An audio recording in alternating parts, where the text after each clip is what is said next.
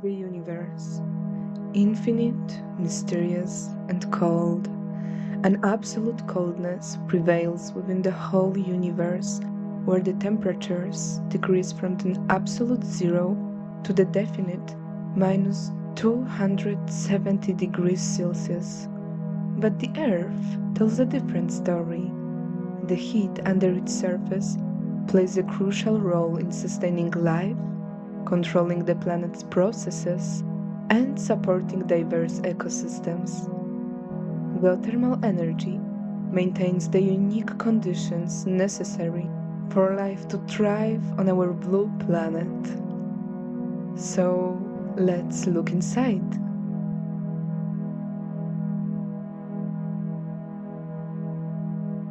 Geothermal energy is a thermal energy which comes from the heat generated during the original formation of our planet and the radioactive breakup of materials. This thermal energy is stored in rocks and fluids below the Earth's surface and is a renewable type of energy. Geothermal energy can be used in three ways, depending on the source of the energy and technology chosen for its extraction. There is geothermal heating, cooling, and finally, it can also be used to generate electricity. There are different types of technologies that can release the geothermal energy for use on the surface. For direct use, there are heat pump systems. These systems often use geothermal resources from just a few meters to a few hundred meters deep, approximately 10 to 300 meters, where temperature varies from about 10 to 30 Celsius outside volcanically active regions depending on the territory. We can use ground source heat pumps for heating and cooling buildings. Maybe you or your neighbor are using such a pump at home. Also, hot water from intermediate layers can be used directly. In some regions, like Saudi Arabia or Central Europe, hot water can be accessed at depths from a few hundred meters to about 1,500 meters, where temperature varies from 40 to 60 Celsius depending on the territory.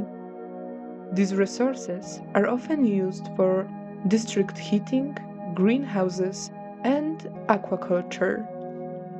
To get to high-temperature geothermal resources, which are sustainable for electricity generation, wells typically need to be drilled much deeper. The depth can range from 1,500 meters to over 4,000 meters, where temperature varies from 100 to 170 Celsius depending from the territory. In some cases, particularly in areas with volcanoes, the necessary depths might be less due to the closer proximity of magma to the Earth's surface particularly. But how does electricity generation work? First of all, it needs a temperature higher than 100 Celsius to be economical. Secondly, there are two types of systems which can produce energy. One of them are open systems. They produce energy from the groundwater. Another one are closed systems, which work with cycling fluid that heats up in the pipe. In fact, the energy's extraction process is constant. In the open systems, water energy is translated to produce steam. Then the steam goes through a turbine connected with a generator to produce electricity. Finally, the cooled fluid is sent back to the earth to begin the process again. For cooling, the process works in the other direction, sending cold water to the building and receiving hot water back.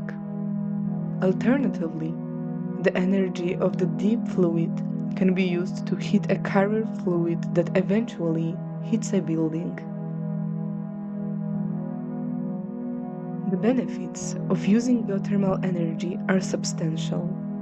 It is renewable, produces low emissions, and provides a consistent and continuous flow of energy to use, unlike the solar and wind energy, which depend on the weather. However, disadvantages can be neutralized by the potential environmental dangers if geothermal resources are not managed properly. One of the basic dangers associated with geothermal energy overuse is the drinking water pollution. The process often involves drilling deep into the Earth's crust. If it is not managed carefully, it can result in mixing of saline waters from geothermal reservoirs with drinking water. Such pollution can create severe health risks to local communities and ecosystems. Another problem that may occur is surface instability. The drilling itself does not cause earthquakes, but the steam removal and water return can do so, and this can produce new instability along fracture lines. To reduce these risks, we need to use geothermal energy responsibly.